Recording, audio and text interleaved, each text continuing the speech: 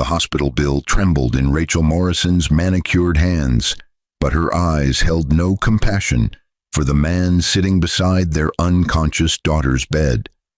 David Morrison had been her husband for 12 years, but poverty had stripped away whatever love she'd once pretended to feel.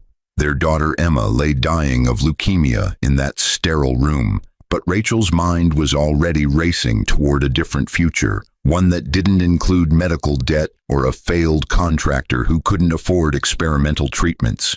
David sat hunched in his threadbare jacket, exhausted from working 3 jobs, but Rachel saw only weakness where determination lived. The irony burned through the universe like cosmic justice. That very morning, David's phone had buzzed with a message from Thornwood and Associates, informing him that his estranged uncle, whom he'd never mentioned because Rachel mocked his trash family, had died.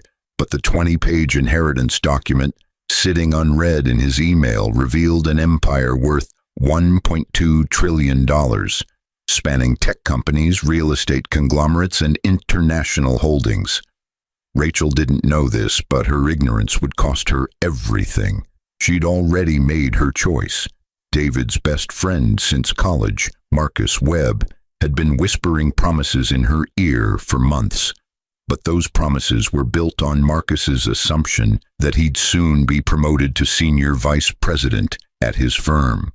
Rachel was kicking David out tonight, demanding divorce papers by morning, but she hadn't counted on the security footage that would later reveal her affair had started 2 years ago, right when Emma's diagnosis had first devastated their family. David would sign those papers without protest, but his silence came from somewhere deeper than defeat.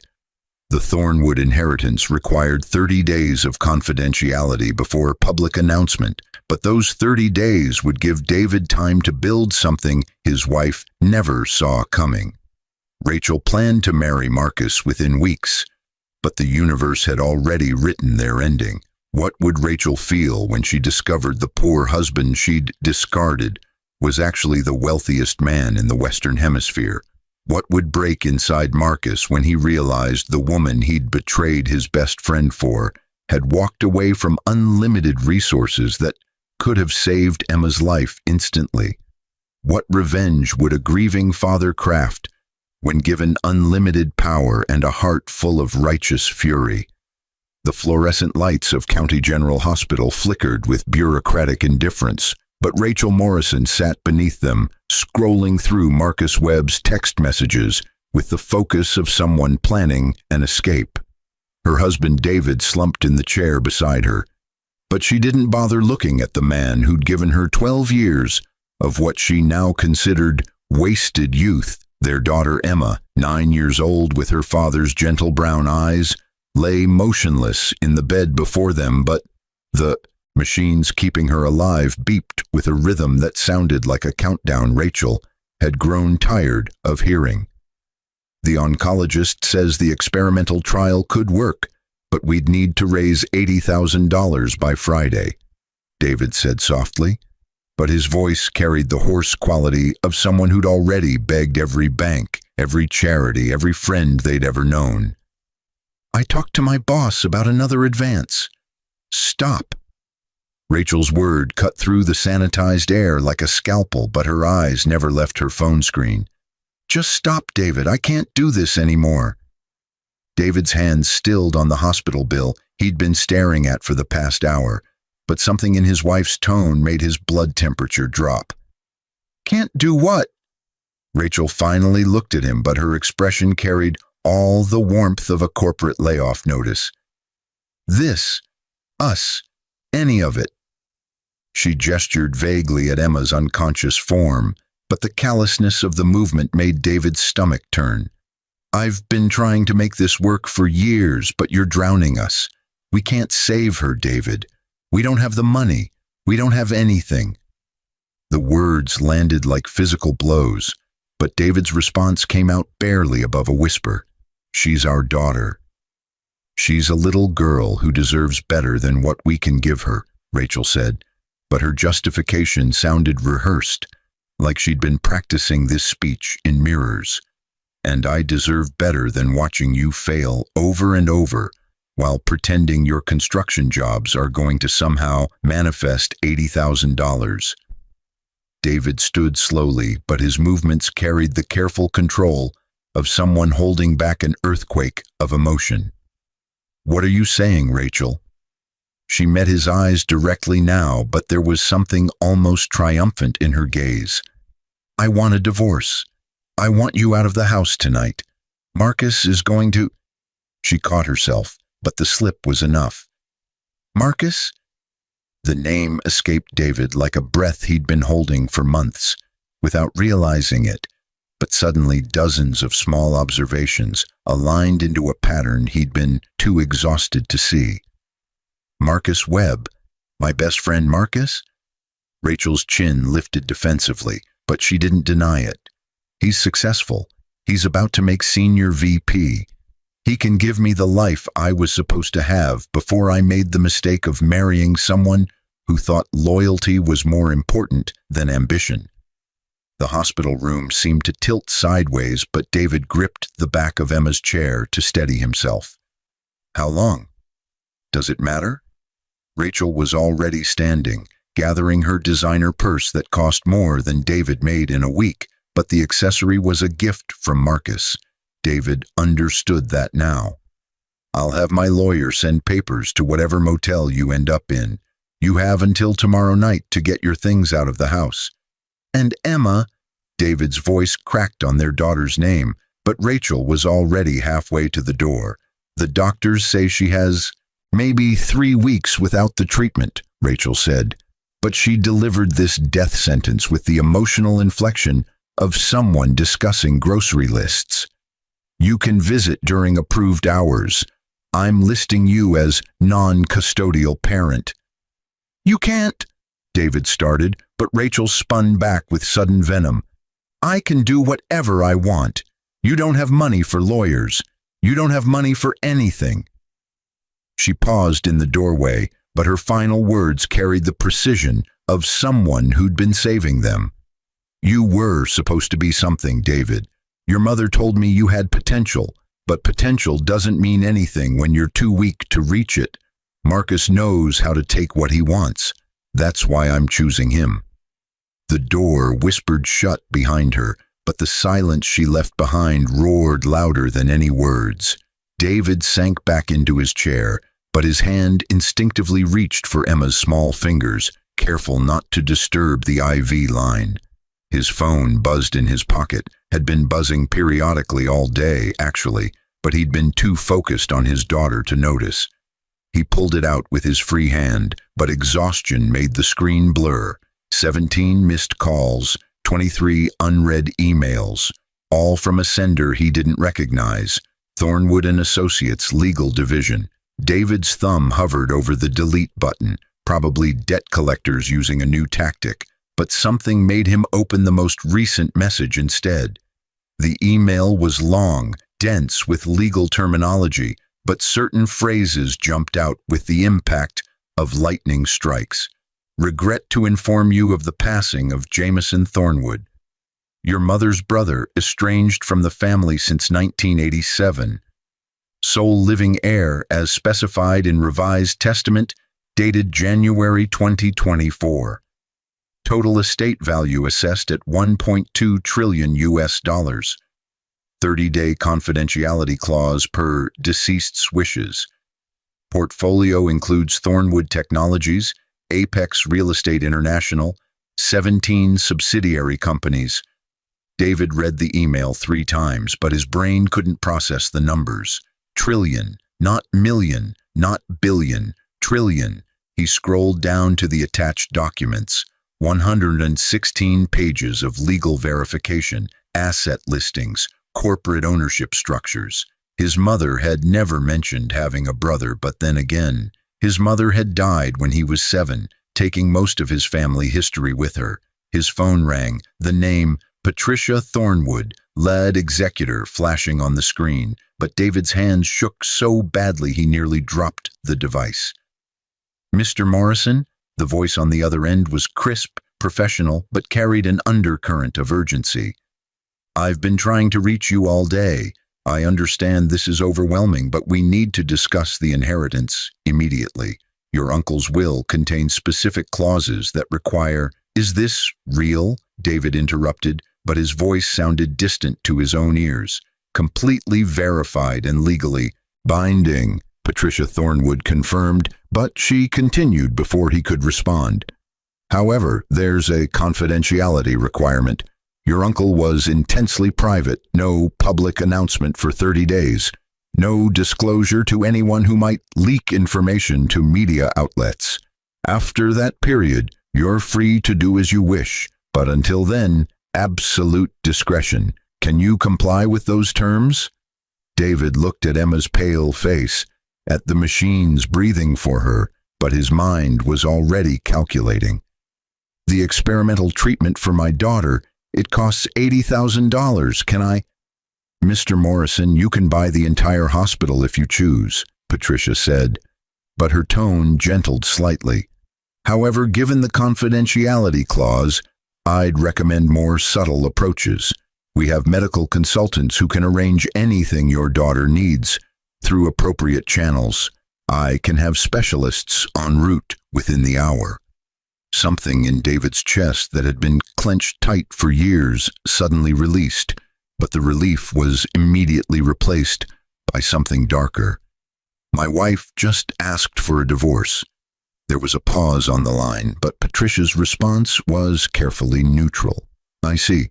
Given the circumstances, you may want to consult with our family law division before signing anything. We have extensive experience with complex matrimonial situations involving substantial assets. David's free hand tightened into a fist, but his voice remained steady. She doesn't know about this. She thinks I'm a failure. She's leaving me for my best friend. I understand, Patricia said, but her tone suggested she'd seen this pattern before. Mr. Morrison, I need to be direct. You're about to become one of the most powerful people on the planet. How you handle the next 30 days will define the rest of your life. I'd recommend taking time to think very carefully about who deserves to be part of your new reality. After Patricia hung up with promises to have a full team meet him tomorrow morning at a neutral location, David sat in the darkened hospital room, but his mind raced through possibilities and impossibilities with equal weight. Emma stirred slightly in her sleep, but the movement was so small it could have been imagination.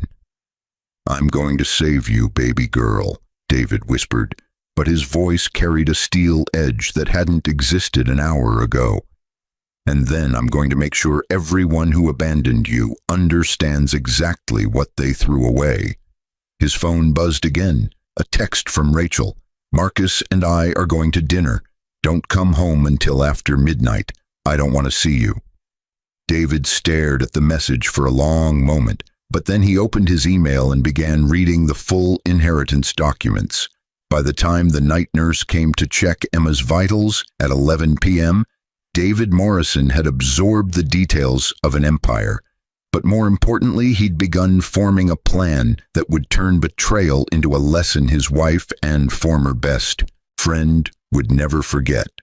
The next morning arrived with the kind of crystalline sunlight that felt like mockery, but David sat in a private room at the Riverside Hotel, watching three men in expensive suits lay out the reality of his new existence.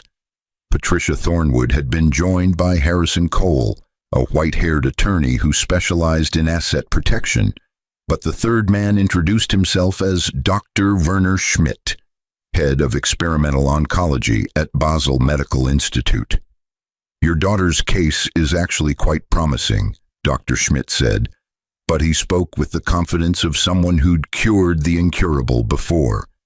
The leukemia strain is aggressive, but we've had a 78% success rate with a treatment protocol we developed last year. It's not yet approved in the United States, but that's a regulatory issue, not a medical one. Can you save her? David asked directly, but his hands were clasped so tightly his knuckles had gone white. I can have her transported to our Swiss facility by tomorrow evening, Dr. Schmidt replied, But he met David's eyes with absolute certainty. Given what Ms. Thornwood has told me about the financial resources available, I can provide not just the experimental treatment, but the absolute pinnacle of medical care. Your daughter will have her own wing, round-the-clock specialist attention, and access to treatments that most people don't even know exist yet. However, Harrison Cole interjected, but his tone was gentle despite the warning. Removing your daughter from County General will raise questions. Your wife has custodial authority. We need to handle this carefully. Patricia Thornwood pulled out a tablet and swiped through several documents, but her expression remained professionally neutral. We've done some preliminary research on your situation, Mr. Morrison. Your wife Rachel has been conducting an affair with Marcus Webb for approximately 26 months. We have credit card statements showing hotel visits, gifts purchased on joint accounts that you presumably didn't authorize, and text message records that paint a very clear picture. David felt sick, but he forced himself to ask, "How did you get text message records?" "Your wife and Mr. Webb both use their personal phones for company business," Harrison explained, but his tone suggested this was routine. Their employer's security protocols give us legal access to verify certain information. Everything we've obtained is admissible in court. The affair started 2 months after Emma's diagnosis, Patricia added quietly, but the timeline hit David like a physical blow. While you were working 3 jobs to cover medical bills, Rachel was spending evenings at the Grandview Hotel with your best friend. On 7 occasions they met while you were at the hospital with your daughter. David stood abruptly and walked to the window, but the city spread below looked different now. Smaller, more manageable, more conquerable. What are my options? Legally, we can file for emergency custody based on evidence of parental neglect, Harrison said, but he was already pulling up documents on his laptop. Rachel's decision to deny potentially life-saving treatment due to cost, combined with evidence of her affair, gives us strong grounds. But that's the nuclear option. It will be public, messy, and potentially traumatic for Emma. What's the alternative? David asked, but he didn't turn from the window. Patricia stood and joined him, but she spoke quietly enough that only he could hear. You give Rachel exactly what she wants. You sign the divorce papers without contest. You let her believe she's won. You move out, accept minimal custody, play the role of the defeated husband. She paused, but her next words carried weight. And then you systematically dismantle every dream she built with your betrayer, while saving your daughter's life through channels she'll never connect to you. That's cruel, David said, but his tone lacked conviction. She tried to separate you from your dying daughter while sleeping with your best friend, Patricia replied, but there was no judgment in her voice, just statement of fact. You're about to have power that most people can't even conceptualize. The question is whether you'll use it for immediate satisfaction or strategic justice. David watched the traffic flow below for another long moment, but his decision had already crystallized. I'll sign the papers, I'll move out, I'll play broken. He turned to face the 3 advisors, but his eyes had hardened into something new. And then I want to know everything about Marcus Webb's career, his finances, his ambitions, and exactly how to destroy all of it without him ever connecting it back to me. Harrison Cole smiled slightly, but the expression was predatory. Now you're thinking like someone who inherited a trillion-dollar empire. The next 2 weeks unfolded like a carefully choreographed dance, but every step had been planned in the private war room David had established in a penthouse suite Rachel didn't know existed. He'd signed the divorce papers without reading them, but his team of lawyers had already filed countermotions under seal that would take effect after the 30-day confidentiality period. He'd moved into a cheap motel on the edge of town, but the room was just a mailing address. His real nights were spent in luxury accommodations, planning the systematic education of his betrayers. Emma had been quietly transferred to Basel Medical Institute under the cover of a humanitarian medical trial, but Dr. Schmidt's daily reports showed remarkable progress. The treatment was working. His daughter was going to live, but Rachel didn't know this because David had allowed the county general doctors to believe Emma was still declining in their care.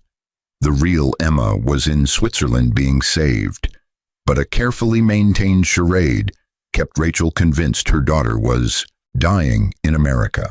Marcus Webb had indeed received his promotion to senior vice president, but what Marcus didn't know was that David now owned 72% of his company's parent corporation through a complex web of shell companies and investment funds. Harrison Cole had explained it with the patience of a chess master. We don't attack directly. We create conditions where your enemies destroy themselves while thinking they're winning. Rachel had wasted no time moving Marcus into their former home, but the house was still technically in both their names until the divorce finalized. David's security team had installed surveillance equipment during a scheduled maintenance visit, but the footage they collected wasn't for immediate use. It was for the perfect moment. That moment was being carefully constructed like a precision weapon, but David forced himself to be patient even as rage burned in his chest. Patricia Thornwood had been right. Immediate satisfaction would feel good for a day, but strategic destruction would deliver lessons that lasted lifetimes. On the 15th day after Rachel had kicked him out, David received permission to visit Emma at County General during approved hours, but he maintained his role as the defeated father perfectly. He shuffled in wearing his cheapest clothes, but his demeanor screamed, "Broken man." Rachel and Marcus were there, but they sat together on the small couch with the casual intimacy of people who no longer bothered hiding their relationship. "The doctors say she's not responding," Rachel said, but her tone was flat, rehearsed.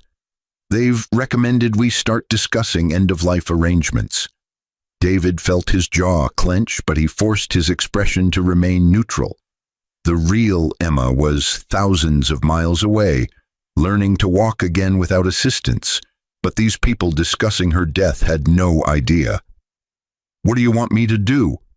"Sign the DNR," Marcus said, but the audacity of David's former best friend speaking at all made something dangerous flash behind David's eyes.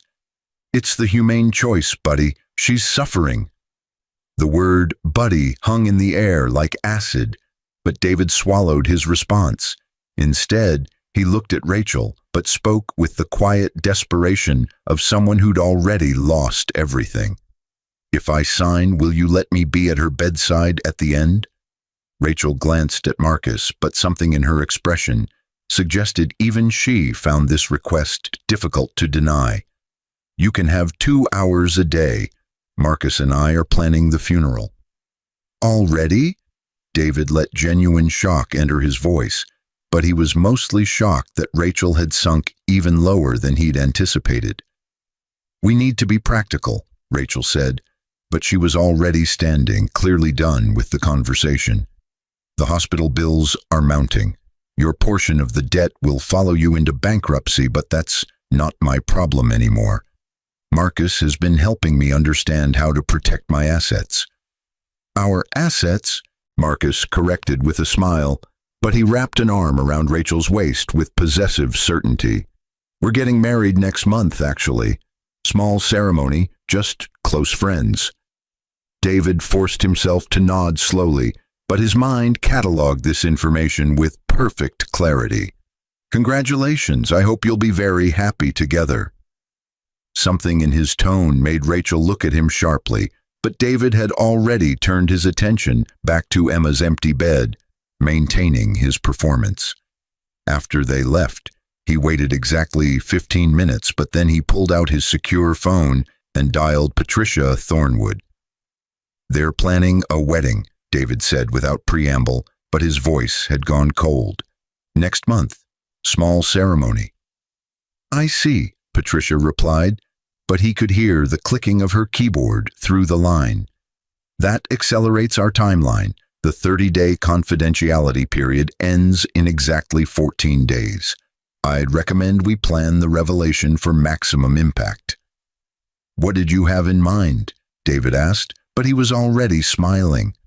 Marcus Webb's company is holding their annual gala in 17 days, Patricia said, but her tone suggested she'd been planning this conversation for a while.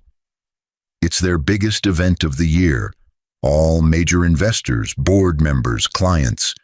Marcus will be receiving his formal promotion announcement that night. Can we be there? David asked, but anticipation made his pulse quicken. Mr. Morrison, in 14 days you'll be the majority shareholder of the company hosting the event, Patricia replied, but amusement colored her words. You won't just be there, you'll own the room. The Basel Medical Institute's weekly reports had become David's lifeline, but each update brought relief that felt almost painful in its intensity. Emma was in full remission, but Dr. Schmidt cautioned that she'd need another 6 weeks of observation before being cleared for travel. David had visited her twice, but the trips to Switzerland required complete secrecy that his support team managed with military precision. "Daddy, when can I come home?" Emma had asked during his last visit, but her voice was stronger, her color better, her eyes bright with the kind of hope that made David's chest ache. "Soon, sweetheart," he'd promised, but he held her hand carefully, marveling at how close he'd come to losing her. "I'm making sure everything is perfect for when you get back." "Is Mommy coming to visit?" Emma's question was innocent, but it cut deeper than she could understand. David had practiced this lie until it sounded like truth. "Mommy's very busy right now, but she loves you very much. She asks about you every day." He'd forced himself to smile, but the expression felt like wearing a mask made of glass. "When you're all better, we'll have a big surprise party. Would you like that?" Emma had nodded enthusiastically, but David had left the Swiss medical facility with renewed purpose. His daughter deserved better than the mother who'd written her off as a lost cause, but she was too young to understand the full scope of Rachel's betrayal. In time, Emma would learn the truth, but for now, David would protect her from the ugliness. The Thornwood legal team worked with precision that bordered on artistic, but every move they made tightened the noose around Marcus Webb's carefully constructed career. Harrison Cole had discovered something delicious. Marcus's promotion to senior vice president had been contingent on landing a specific client account worth $40 million annually.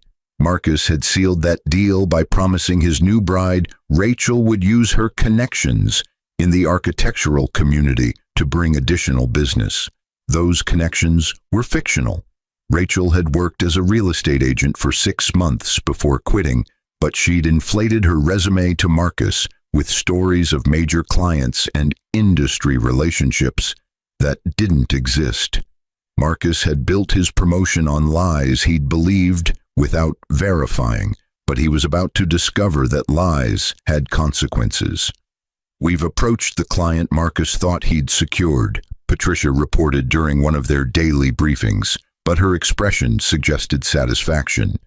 "Offered them significantly better terms through one of our subsidiary companies. They jumped at the opportunity. Marcus's company loses the account effective next week." "Will they rescind his promotion?" David asked, but he was learning to read the chessboard several moves ahead. "Better," Harrison interjected, but he was grinning now. "They'll keep him in the position, but with his compensation tied to performance metrics, he can no longer meet. He'll be senior vice president in title, but his income will actually decrease 40%.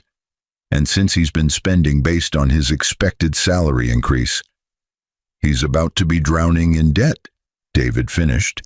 But the symmetry was almost poetic. Patricia nodded, but she pulled up additional documents on her tablet. "We've also quietly purchased the building where Marcus and Rachel are currently living. Your old house.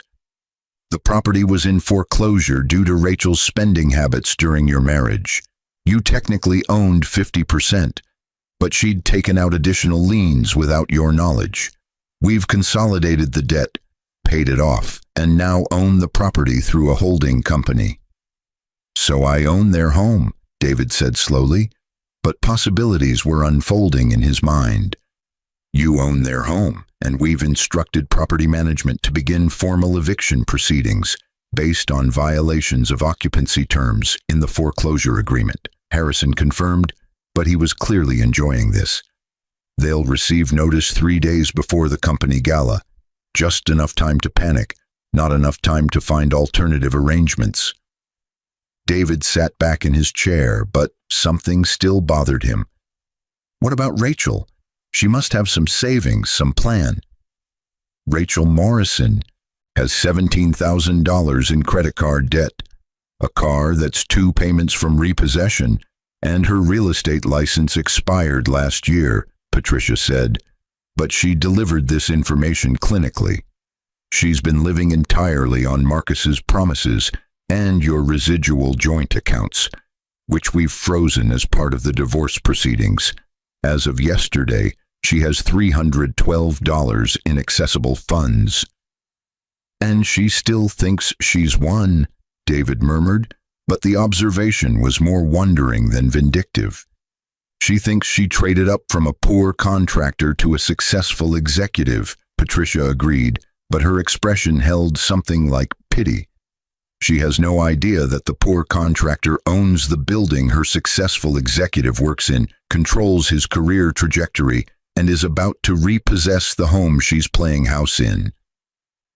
The next 7 days passed with agonizing slowness, but David used the time to prepare for the company gala with the kind of attention most people reserved for military campaigns. His new stylist had transformed his appearance from exhausted contractor to sophisticated investor, but the changes were subtle: expensive haircut, tailored suit, confident posture. He looked like money without screaming it, but more importantly, he looked like power. You clean up well, Mr. Morrison, Patricia observed during their final preparation meeting, but approval colored her tone. Are you ready for this? David adjusted his cufflinks, platinum with subtle diamond accents, but understated enough to avoid ostentation. I've been ready since the moment Rachel told me I was too weak to reach my potential. The Madison Grand Hotel's ballroom glittered with the kind of opulence that came from corporate expense accounts, but the assembled crowd represented the city's financial elite. Marcus Webb stood near the front of the room, wearing his new senior vice president confidence-like cologne, but Rachel hung on his arm in a dress she definitely couldn't afford, playing the role of supportive partner with practiced ease. David entered through the main doors exactly as planned, but he didn't make a dramatic entrance. Instead, he moved through the crowd with Patricia Thornwood at his side, but he deliberately positioned himself where Marcus and Rachel couldn't miss seeing him eventually. The wait was part of the strategy. Let them notice him. Let confusion and concern build before the revelation. It took Marcus 7 minutes, but when his former best friend's eyes finally landed on David, the recognition was followed immediately by visible confusion. Marcus leaned down to whisper something to Rachel, but she turned to look, and her expression cycled through surprise, disgust, and finally, annoyance. They made their way over with the kind of reluctant obligation people feel toward embarrassing relatives, but Rachel spoke first. David, what are you doing here? This is a private corporate event. I was invited, David said, simply, but he let a small smile touch his lips. I'm here representing some investment interests. Investment interests? Marcus's laugh was uncomfortable, but he was already looking around as if searching for security. Buddy, I don't know what you think you're doing, but you need to leave before you embarrass yourself. This crowd is pretty far out of your league. Is it? David asked mildly, but he glanced at Patricia, who nodded slightly. Actually, Marcus, I was hoping to congratulate you on your promotion. Senior Vice President is quite an achievement. Something in David's tone made Marcus's eyes narrow, but Rachel stepped in before he could respond. It's more than you ever accomplished. Some people are built for success, David. Some people aren't. We've moved on. You should too. Oh, I have, David assured her, but the smile widened slightly. I've moved on quite a bit, actually. In fact, I've made some interesting investments recently. Patricia, would you mind? Patricia Thornwood pulled out her tablet with the efficiency of someone who'd choreographed this moment, but she spoke clearly enough for the small crowd around them to hear. Of course, Mr. Morrison, as of yesterday's close of business, the Thornwood Investment Group holds 72% controlling interest in Webb, Sterling and Associates, making Mr. Morrison the de facto chairman of the board. The silence that followed was profound, but Marcus's face had gone pale. That's not... You can't... I can, actually, David said, but his tone remained conversational. I've been reviewing the company's performance, and I have to say, Marcus, your recent client acquisition numbers are concerning, particularly that $40 million account you promised during your promotion interview. The Baxter account? Marcus's voice had climbed an octave, but he was struggling to process what was happening. That's secured. I closed that deal personally. You secured preliminary interest based on promises you couldn't keep, David corrected, but he spoke with the patience of a teacher explaining basic concepts. Unfortunately, Baxter Industries has decided to work with Apex Solutions instead. Better terms, more experienced team. I believe the contract was finalized this morning. Rachel's grip on Marcus's arm had tightened visibly, but her eyes were darting between David and Patricia like she was watching a tennis match she didn't understand. What's going on? Marcus, what is he talking about? Apex Solutions is one of Mr. Morrison's subsidiary companies, Patricia explained helpfully, but her expression remained professionally neutral. As is the holding company that purchased your current residence. In fact, you should have received eviction notice this afternoon, 30 days to vacate. The color drained from Rachel's face so quickly David thought she might faint, but she grabbed Marcus's jacket lapel for support. No, that's... David doesn't have money. He's bankrupt. He's living in a motel.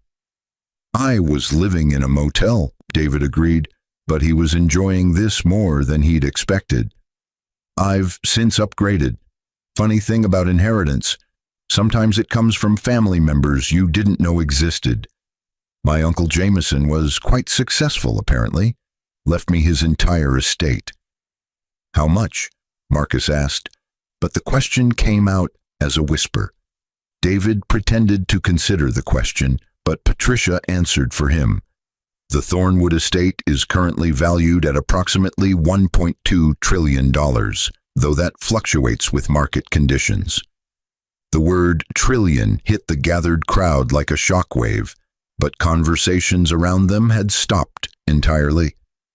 Rachel made a sound that was half laugh, half sob, but no words followed. Marcus had gone rigid, but his eyes held the trapped expression of someone watching their entire life collapse in real time. But that's not even the best part, David continued, but his voice had lost all warmth now. See, while I was working 3 jobs to save our dying daughter, you two were planning your future together. You kicked me out, Rachel. You told me I was weak, that I lacked ambition, that I'd never amount to anything. He paused, but let the words settle like sediment. You chose Marcus because you thought he represented success, while I represented failure. David, I didn't, Rachel started, but her voice cracked. You did, David interrupted, but his tone was final. You chose him while Emma was dying. You started your affair 2 months after her diagnosis. You spent money we didn't have on hotel rooms and gifts while I was begging for overtime shifts to cover her medication.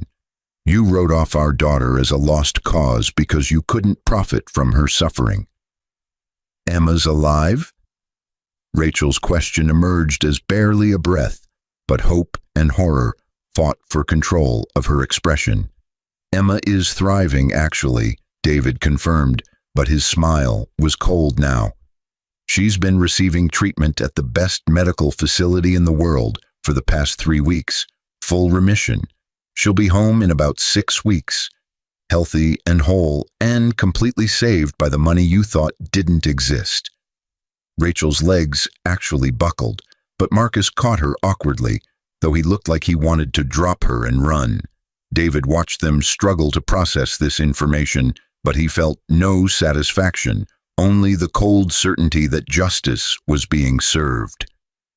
Here's what's going to happen, David continued, but he spoke with the absolute authority of someone who controlled every variable. Marcus, your promotion is being rescinded effective Monday morning. Your compensation package is being restructured to reflect actual performance rather than promised potential. You'll have the opportunity to rebuild your career from the ground up, but it will be without Rachel's imaginary connections and without my former friendship. You betrayed someone who trusted you for what you thought was financial gain. Now you get to experience the reality you built. And Rachel, David turned his full attention to his soon-to-be ex-wife, but his expression was granite now. You wanted a divorce. You'll get one, finalized on terms my lawyers have already filed. You'll receive no alimony, no asset split beyond what you legally contributed, and no custody of Emma. I have documentation of your affair, proof of parental neglect, and testimony from medical professionals about your decision to deny treatment to our daughter. You'll have supervised visitation rights if Emma chooses to see you, but that choice will be entirely hers when she's old enough to understand what you did. You can't do this, Rachel whispered, but even she seemed to know the words were meaningless. I already have, David replied, but he stepped closer, lowering his voice so only Rachel, Marcus, and Patricia could hear. You taught me something valuable, Rachel. You taught me that the only thing worse than having nothing is believing you have everything, only to discover it was all built on lies. You thought you were trading up. You thought you were escaping poverty for prosperity, but you were just trading one illusion for another. He straightened his jacket and turned to Patricia, but spoke loud enough for the entire ballroom to hear. Ms. Thornwood, I believe we have other engagements this evening. Please arrange for the car. As David walked toward the exit, he could feel the weight of every eye in the room following him, but he kept his spine straight and his pace measured. Behind him, he heard Rachel's first genuine sob, but he didn't turn back. Some lessons needed to be felt completely, but some wounds needed to be earned. The night air outside the Madison Grand hit his face with bracing clarity, but David paused on the steps, letting the moment sink in. He'd won. He'd destroyed them. He'd delivered justice for Emma and for himself, but the victory tasted more like ash than triumph. You handled that well, Patricia said quietly from beside him, but she was watching his face with professional concern. Are you all right?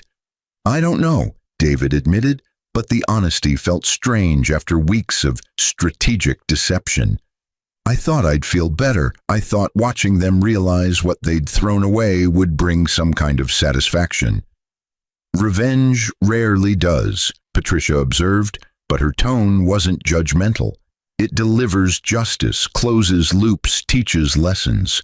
But satisfaction, that comes from building something new, not from tearing down what was broken. David nodded slowly, but his thoughts were already turning toward Switzerland, toward Emma, toward the future he was building from the rubble of his past. When can I bring Emma home? Dr. Schmidt says 6 weeks, Patricia reminded him, but she pulled out her phone. However, I've been working on something. Give me a moment. She walked a few steps away, but David could hear her speaking, rapidly in German to someone on the other end. When she returned, her expression had softened slightly. Dr. Schmidt says if you want to bring Emma home early, he can arrange medical support here to continue her treatment. It's not ideal from a medical standpoint, but emotionally, he thinks seeing her father might accelerate her recovery more than staying in a sterile Swiss facility. How soon? David asked, but hope was unfurling in his chest for the first time in what felt like years. 3 days, Patricia replied.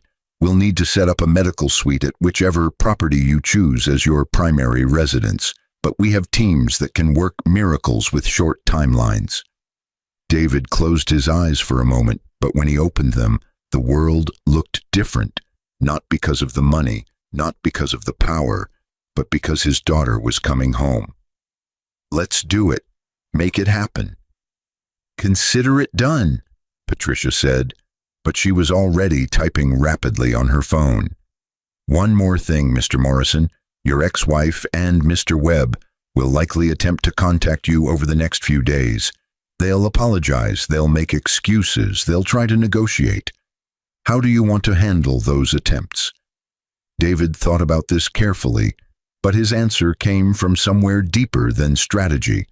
Block them completely. No calls, no messages, no contact. They made their choices. They lived their consequences. I'm done teaching lessons. Now I just want to focus on being the father Emma deserves.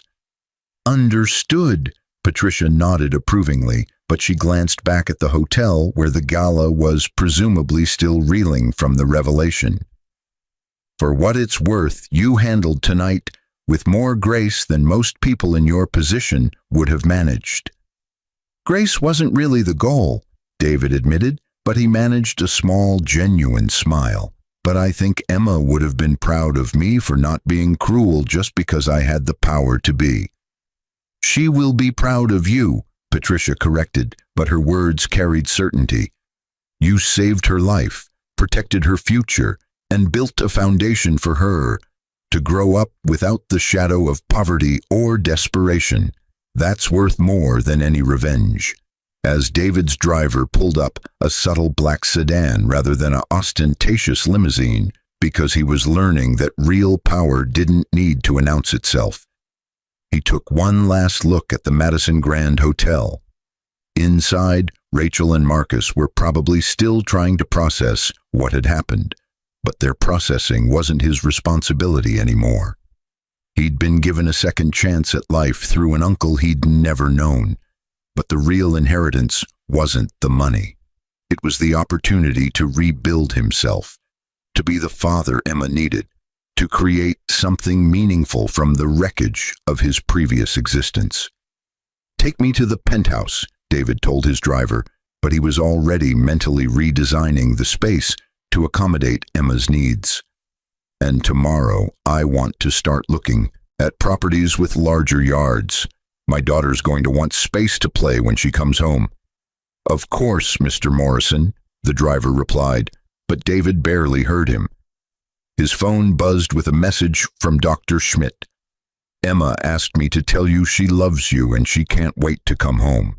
She's the bravest patient I've ever treated, but she says she gets that from her dad. David read the message 3 times, but tears blurred his vision before he could respond. He'd been given everything, power, wealth, the ability to reshape reality according to his will. But none of it mattered as much as those simple words from his daughter. The revenge he'd delivered tonight would echo through Rachel and Marcus's lives for years to come. But he realized now that wasn't really the point. The point was that Emma was alive, that she would have every opportunity she deserved, that the father she believed in hadn't actually failed her, even when everything seemed lost. Justice had been served, but mercy would define his future, and that, David thought as the car carried him toward his new life, was perhaps the most powerful inheritance of all. 6 months later, David Morrison stood in the massive backyard of his new estate, watching Emma play with her new puppy. But the scene was so perfect it felt almost unreal. She was completely healthy now, but more than that, she was happy. genuinely, radiantly happy in a way she'd never been during the dark days of her illness. "Daddy, watch this," Emma called out, but her voice carried the unself-conscious joy of a child who'd been given a second chance at childhood. The puppy, a golden retriever she'd named Hope with beautiful irony, bounded after a tennis ball with puppy clumsiness that made Emma dissolve into giggles. Patricia Thornwood approached from the house carrying 2 cups of coffee, but she'd become more than just a legal advisor over the past months. She'd become a friend, a mentor, and occasionally a voice of reason when David's impulses leaned toward excessive generosity or lingering bitterness. The foundation received another 50 applications this week, Patricia reported, but she handed him a coffee before settling into the patio chair beside his. Emma's fund has already helped 37 families with children facing similar circumstances. The impact you're making is extraordinary. David had established the charitable foundation 3 months after Emma's return home, but the organization provided funding for experimental treatments that insurance companies refused to cover. He'd named it after his daughter because she'd inspired it, but more importantly because he wanted other children to have the same chance at life that she'd been given. "Have you heard anything about Rachel or Marcus?"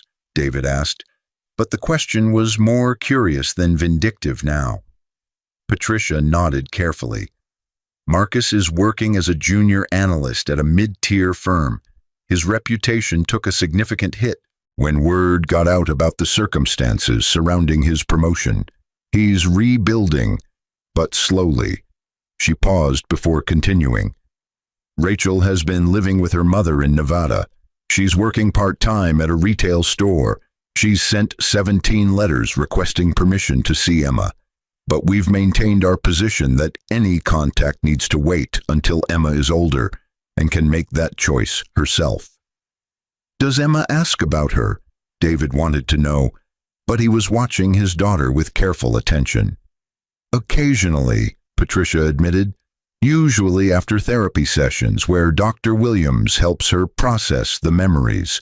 She remembers that her mother was sick with her, but she also remembers feeling like her mother had already given up. It's complicated." "Yeah," David agreed, but he sipped his coffee thoughtfully. "Has Rachel learned anything? Grown at all?" Patricia pulled out her phone and scrolled through some notes. Her latest letter was different from the others, less demanding, more introspective. She acknowledged her failures, admitted she'd prioritized her own desires over Emma's needs, and said she understands if Emma never wants to see her again. It was surprisingly mature, actually. David sat with this information for a long moment, but his feelings toward Rachel had evolved from rage to something more complex. Not forgiveness exactly, but perhaps the beginning of understanding that people could grow from their worst moments. "What about Marcus? Has he reached out?" "Once," Patricia confirmed. 3 months ago, a single email expressing remorse and acknowledging the betrayal. He didn't ask for forgiveness or make excuses, just said he hoped Emma was healthy and that he understood why you never wanted to speak to him again. "That's something, I guess," David murmured, but he wasn't sure what emotion accompanied the words. They sat in comfortable silence for a few minutes, but Emma eventually ran over with Hope scrambling at her heels, both of them panting from exertion. "Daddy, can Hope sleep in my room tonight, please?" David pretended to consider this very seriously, but he was already nodding. "I suppose we could make an exception, but Hope has to stay in her dog bed, not on your bed." "Deal!"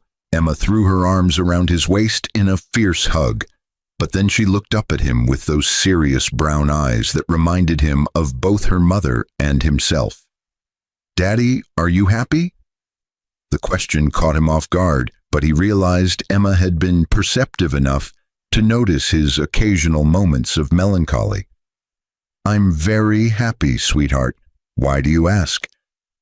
"Sometimes you look sad when you think I'm not watching," Emma said with the directness only children possess. but her concern was genuine. "Are you sad about Mommy?" David knelt down to Emma's eye level, but he chose his words carefully. "Sometimes I'm sad about how things worked out between your mommy and me, but I'm never sad about you. You're the best thing that ever happened to me, and I'm grateful every single day that you're here and healthy." "Can I see Mommy someday?" Emma asked, but her voice was small, uncertain. "When you're ready," David promised, but he meant it. "When you're old enough to understand everything that happened and you decide you want to see her, we'll make that happen. But it has to be your choice, not because anyone else thinks you should." Emma nodded thoughtfully, but then she brightened again. "Can we go get ice cream? Hope and I worked really hard playing, so we deserve a treat." "Hope is a dog. Dogs don't eat ice cream," David pointed out, but he was already standing up. "Then we'll get ice cream for us and a special dog treat for Hope." Emma negotiated, but her grin was triumphant. "You drive a hard bargain, Miss Morrison," David laughed, but he looked at Patricia. "Want to join us for ice cream?" "I could be persuaded," Patricia agreed, but as they walked toward the house, she spoke quietly enough that only David could hear. "You've done well by her, by yourself too. The bitterness could have consumed you, but you chose to build instead of destroy." "I destroyed plenty," David reminded her, but the words lacked heat. "You delivered consequences that were earned," Patricia corrected. "There's a difference. And then you moved on to create something meaningful. That's wisdom, not weakness." As they piled into the car for the short drive to Emma's favorite ice cream shop, David reflected on the strange journey that had brought him to this moment.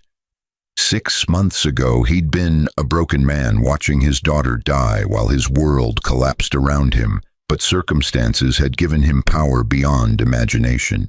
He'd used that power for revenge, but then he'd used it for something better. Emma's laughter from the back seat reminded him what actually mattered, but the sound was worth more than all the money in his accounts. Rachel and Marcus had lost everything trying to grab at false security, but David had gained something infinitely more valuable by focusing on what was real: his daughter's life, her happiness, their future together. The revenge had been necessary. Some lessons could only be taught through consequences, but the healing that followed was what actually changed lives. But healing required letting go of the bitterness, even while maintaining the boundaries. "Daddy, what flavor are you getting?" Emma asked, but she was pressed against the car window, pointing at the ice cream shop coming into view. "I'm thinking mint chocolate chip," David replied, but he caught Patricia's eye in the rearview mirror and saw approval there. "What about you?" "Cookie dough," Emma announced, but then she paused. "No, wait, strawberry. No, both." "Both it is," David agreed, but as they parked and Emma scrambled out of the car with infectious enthusiasm, he allowed himself to feel genuinely content for the first time in what felt like forever. The inheritance had given him the means to save his daughter and deliver justice to those who'd betrayed them, but the real gift was the opportunity to rebuild his life with intention and purpose. He'd been called weak, been told he lacked ambition, been discarded as worthless, but he'd proven that strength came in many forms. And as he watched Emma order her ice cream with the confidence of a child who'd never known true suffering, David understood that the best revenge wasn't in destroying his enemies' lives. It was in building a life so full of love and purpose that their betrayal became irrelevant. They'd wanted to escape the burden of Emma's illness, but they'd missed the joy of Emma's survival. They'd traded temporary security for lasting regret, but he'd chosen temporary suffering for lasting triumph. The universe had given him justice, but David Morrison had chosen mercy, not for Rachel and Marcus, who would carry the weight of their choices forever, but for himself and Emma, who deserved to live unburdened by bitterness. And in that choice, he'd found something worth more than any inheritance: peace.